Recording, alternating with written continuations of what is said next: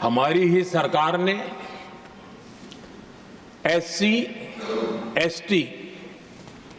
Act को मजबूत बनाकर दलित और आदिवासी समाज के सम्मान और उनके सुरक्षा के संबंध में अपनी प्रतिबद्धता भी दिखाई और हमने उसको बढ़ाया।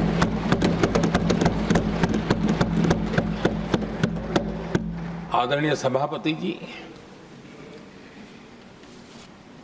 आज जातिवाद का जहर फैलाने के लिए भरपूर प्रयास हो रहा है,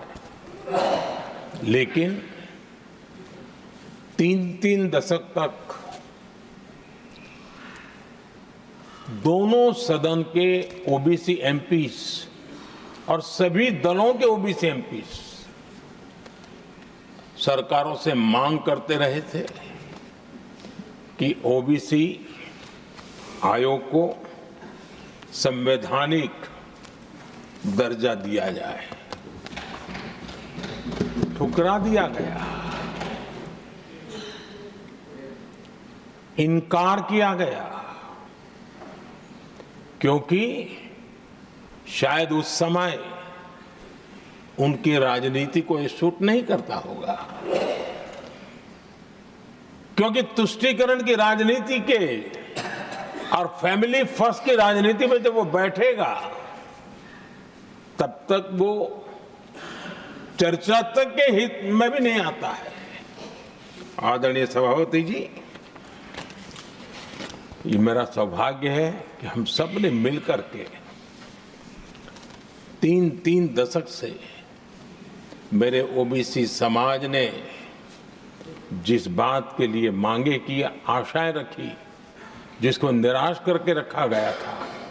हमने आकर के इस आयोग को संवैधानिक दर्जा दिया।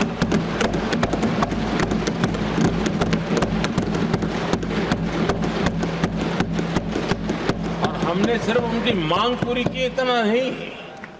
हमारे लिए उनका मान सम्मान भी उतना ही महत्वपूर्ण है, क्योंकि देश के 140 करोड़ देशवासियों को हम जनता जनार्दन के रूप में पूजने वाले लोग हैं। आदरणीय सभापति जी, हमारे देश में जब जब आरक्षण का विषय आया तो उसको एक तंदुरुस्त तरीके से समस्या के समाधान के लिए सत्य को स्वीकार करते हुए करने का प्रयास नहीं हुआ। हर चीज में देश में विभाजन कैसे हो, तनाव कैसे पैदा हो, एक दूसरे के खिलाफ दुश्मनी कैसे पैदा हो, वही तरीके अपनाए गए। देश आजाद होने के बाद जब ये प्रयास हुए हैं, इसी तरीके से हुए हैं। पहली बार हमारी सरकार ने एक ऐसा मॉडल दिया और सबका साथ सबका विकास के मंत्र की प्रेरणा से दिया कि हमने सामान्य वर्ग के गरीब को 10% आरक्षण दिया, बिना तनाव के, बिना किसी का छीन करके। और जब ये निर्णय किया तो SC समुदाय ने भी उसको स्वागत किया,